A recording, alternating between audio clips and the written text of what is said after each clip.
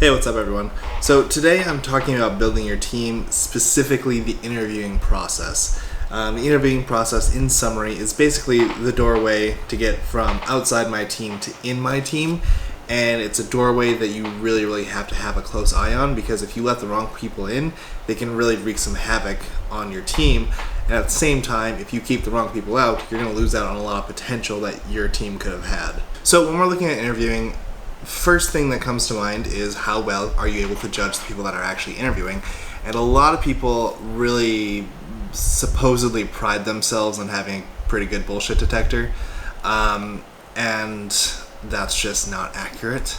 A lot of the questions that are asked during interviews are pointless and kind of waste time and don't really have a practical application to what that person's going to be doing.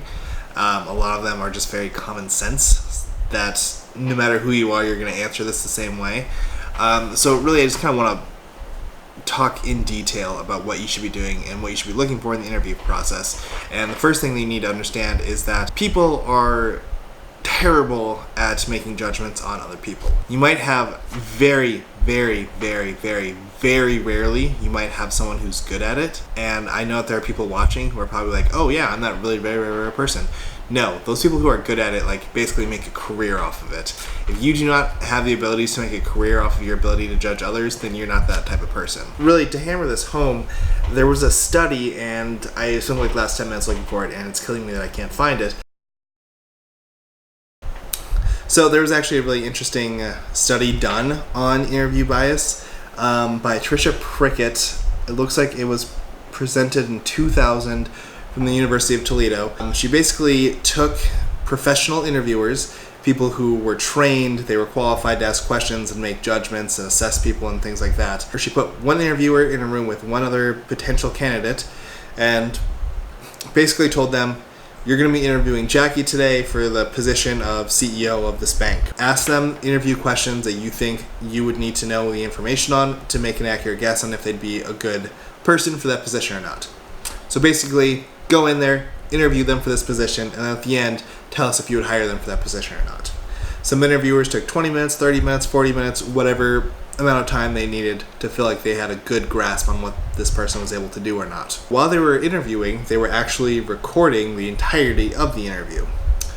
And then after the interviews were over and they got the interviewer's answer on yes or no, would we hire them for that position, they took freshmen and sophomore college kids who were trying to get psych credits, who basically had no experience in interviewing whatsoever, and they turned off the sound for the videos and they showed them the first 10 seconds of the interview, and those kids were able to predict with like some 90% accuracy or something like that on if that person got that job offer or not, based on the first 10 seconds of the interview.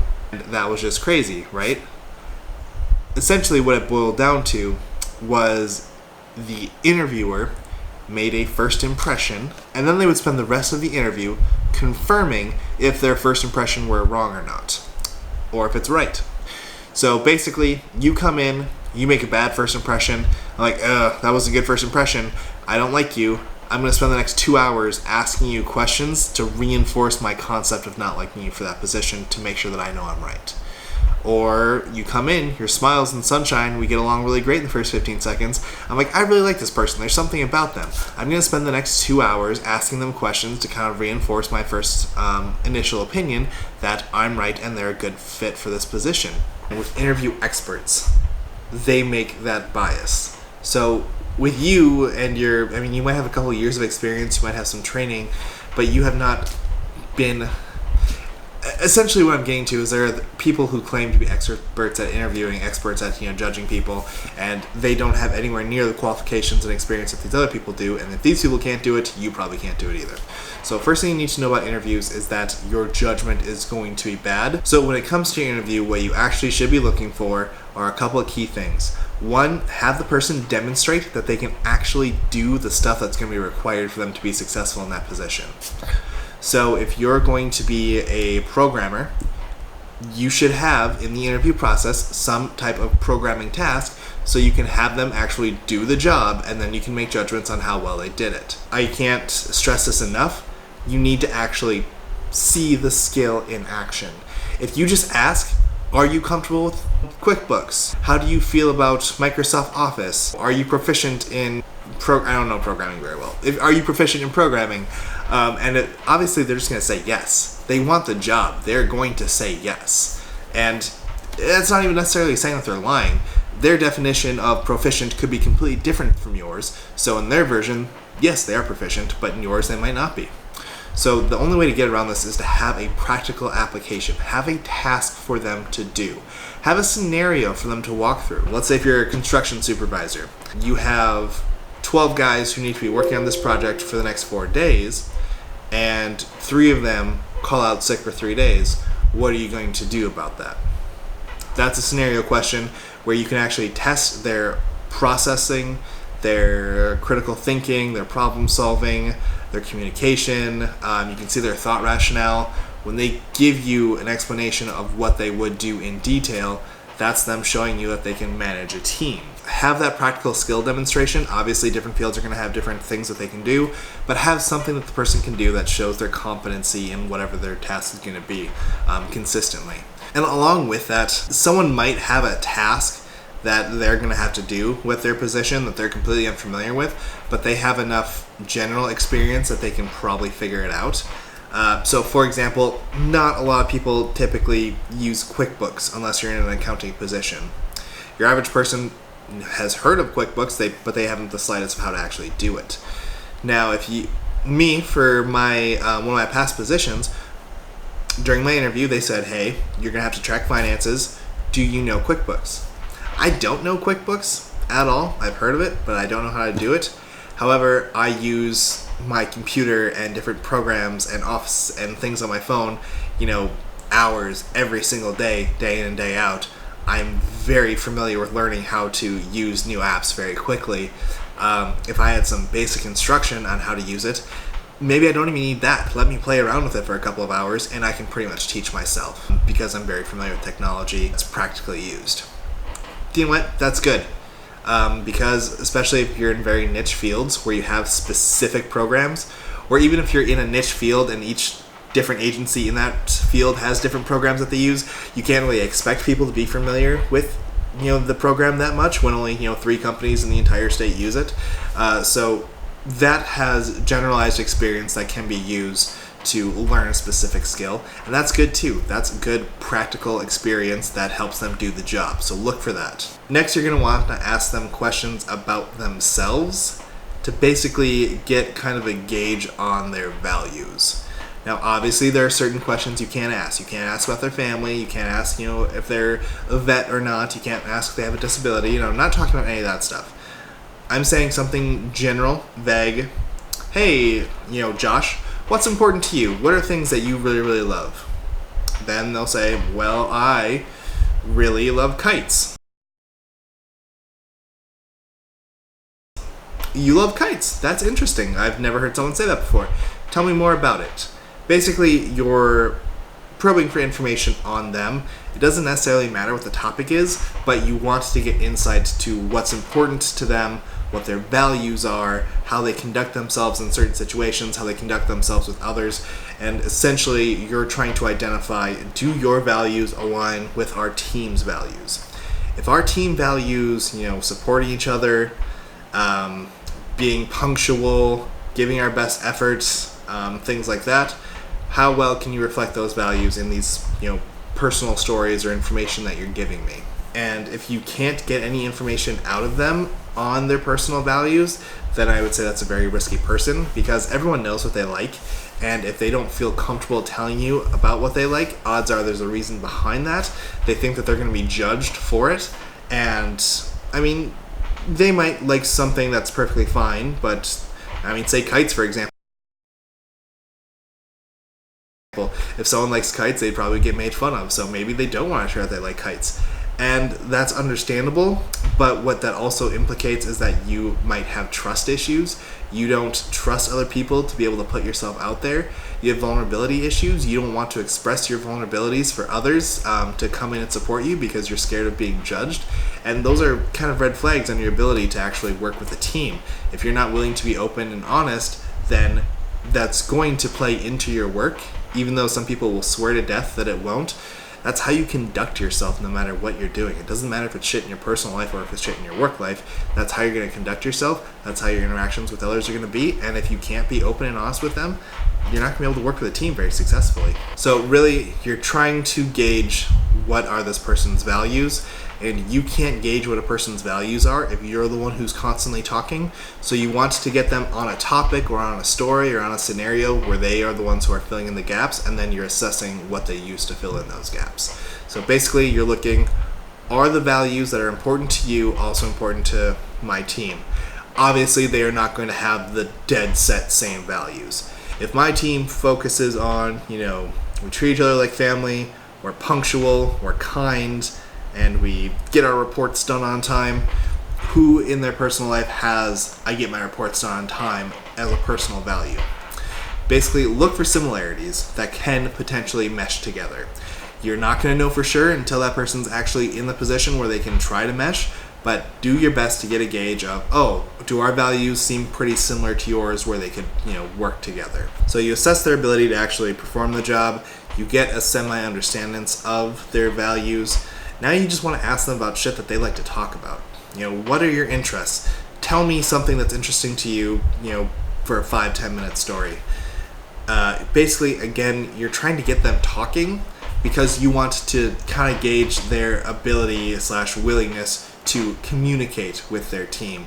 If you have somebody who's given you, 1-2 word answers and that's it, what do you like? Kites.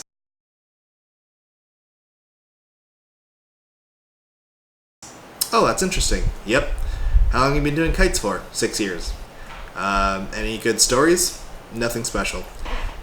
Those type of people typically aren't going to mesh in well if they have to work with a team, because being with a team requires, being open, being vulnerable, supporting others, going above and beyond for those other people. And if that person's just very kind of closed off, I am going to focus on what's important, which is doing my job, not socially interacting with other people, they're not going to be a good fit for team dynamics. However, not all positions require you to work in a team. I mean, if you're working at a small company and you're an accountant and it's just you in the department, you don't necessarily need to be good at working with a team. You just need to be good at getting your shit done. Or let's say, if you're working out in the field where your company gets a job, your company tells you, hey, you're going to this town today to work on this problem, and you're going out to do that on your own. Again, you don't necessarily need to be good at working with a team because it doesn't require a team effort. It's just you're getting told where you need to go and what you need to do, and then the rest is on you. Can you go out there and do it? So really kind of gauge, what do you need from a person in this position, and does this person that you're interviewing seem like they can fit the communication and team coordination needs for that position? Again, if the position's really heavy on the team coordination and working together, you want to have someone who's able to socialize, be open and honest, be supportive, have a sense of humor, somewhat. These are all kind of vague judgments, but you essentially need to have someone who's able to communicate. Whereas if you have a position that has basically no team interaction whatsoever, that person who is really open and social and communicating will probably be miserable because they thrive off of getting that social interaction, and this is kind of denying them that. So really know what the position needs in terms of your ability to interact with others, and then test that person on where they fit in with their ability to interact with others. So after you ask all that stuff and you have a good gauge on the person, one thing that's really important to ask them is a two-part question.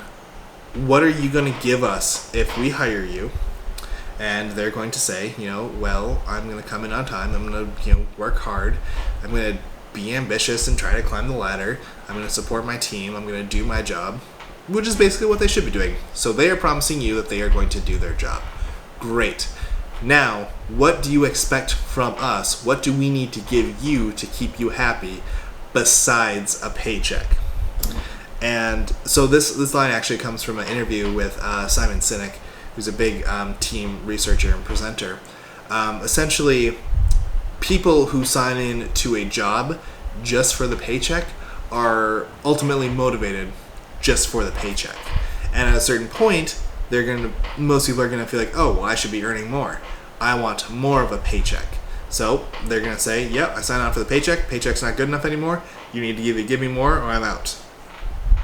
And likewise, even if you do give them more, if they see an opportunity somewhere else that has a bigger paycheck, they're probably going to jump ship because the paycheck's the only important thing in their mind, because that's why they signed on. So you want to ask them what they want from you besides a paycheck, because as long as you're giving them that other thing that they say makes them happy, they're going to be engaged, they're going to be motivated to stay, because you're giving them the thing that no other job can promise. Or, no other job does promise, because the other jobs don't necessarily know that it makes them happy. So it might be, I want the opportunity to do a lot of traveling with my work. Great, we can provide that. You'll be traveling, to this country, to this state, to, all over the place, every so often. Is that good for you? Does that make you happy? They'll say yes or no. The person might want, I want to get new experience and really develop myself professionally in these areas. Oh, well, that's good, because we have someone who's a master in this area, and we have these types of projects, and we can put you in these types of positions where you can learn. Is that good for you? They say yes or no. Really identify what it is that will make them happy with your company if they sign on with you besides the paycheck. Because the paycheck is almost always going to be an issue at some point. Everybody is almost always going to want more eventually. And sometimes you can give them more, sometimes you can't give them more because you just don't have the money for it. And when you don't have the money for it, it becomes an issue because they start looking for work elsewhere. But if you have that other thing that they said would make them happy if they stayed here, you can say, I'm sorry, we can't give you the paycheck, but we can double down on this other thing that makes you happy, and we can give you more experience here. We can give you more travel opportunities. We can give you more projects in this specific field that you want to work on. We can give you more work that will actually make you happy, and that will make them want to continue staying despite the paycheck issue. If you rely solely on paychecks or benefits or bonuses or something like that to keep employees, know that that's something that every other company can offer, and the second that some other company offers them something that's better, they're going to jump ship and go to it. So you need to make sure that you have a second or third thing that really makes them feel happy and empowered and successful at work, and then double down on that. So in summary, if you're interviewing people, understand that you're going to be a terrible judge of them. Get a good practical sense of what they can do or what they potentially could do with a little training. Get a good sense of what their values are and how they mesh in with you and your team. Get a good sense on what they need social-wise in order to be successful. Do they need to be able to socialize with the team, and can they socialize with the team? Or do they need to work on their own so they can have their space and get their shit done? And then finally, make sure that you have something else that you can give them to keep them happy besides a paycheck, besides bonuses, besides external things. What makes them happy? What makes them invested? What, gets them out of bed every morning and say, oh yeah, I can't wait to go to work and do this project. Keep that constantly in rotation so people are constantly engaged and happy with what they're actually doing. So those are the basics for interviewing. And really, different people have picked up different tips and bits along the way. And maybe you have something that works for you, but for the general people who are starting to learn how the interviewing process works, that's the basics of what you need to know. Your guessing is crap, and essentially that's what hiring is. You're making your best judgments with the information that you have, but at the end of the day, it is a guess. There are going to be times when you are dead correct, and you're going to be so happy for it, and you're going to think that you're the best hire in the world because you hired person A, B, and C, and then you're going to let person D in the door, and person D is going to wreck you. Know that that's going to happen, and that's okay. That's a learning opportunity. Maybe you need to fine-tune your interview questions a little bit more. Maybe you need to have a different set of practical ability tests. Know that's going to be a constant change, and know that's going to be guessing always. Anyone who's experienced enough in a field, who in interviewing, will always be able to give you stories. Yeah, this person did crap in their interview, but we needed someone, so we hired them, and they just turned out to be a rock star. On the other hand, this person killed it in their interview. We loved them. We hired them. 2 months later, we realized that they were our biggest mistake in the world and they were horrible. Everyone has that experience if they've been interviewing for a while. So know that at the end of the day, it is ultimately a guessing game, which is why it's so important that you stay, consistently checking in with your team. But that's a different video. This was the Basics 101 of interviewing. Hope you learned something. Thanks. Hey, what's up everyone? Thank you so much for watching. I hope that the stuff that I'm putting out is actually giving you some value and is teaching you things that you can actually apply at work. I do want to let everybody know that my website is up and running. I'm actually going to start working with people for free online. So basically, if you want to learn more about management or you have specific questions that you don't know how to deal with for your specific team and you want a consultation, go to my website, thisisleadership101.com, or go to my Instagram and shoot me a DM, or like I said, my website, shoot me a message and just tell me what your issue is and I will respond and try to work with you. It's just you send me a question, I will send you an answer that is going to be for free, probably for the next 2 months, let's do. So that's gonna be a free deal that I have going until August. So yeah, if you have a question, I'd love to help you out. Just go to my website, go to my Instagram, send me a message, and we can start working. Thanks.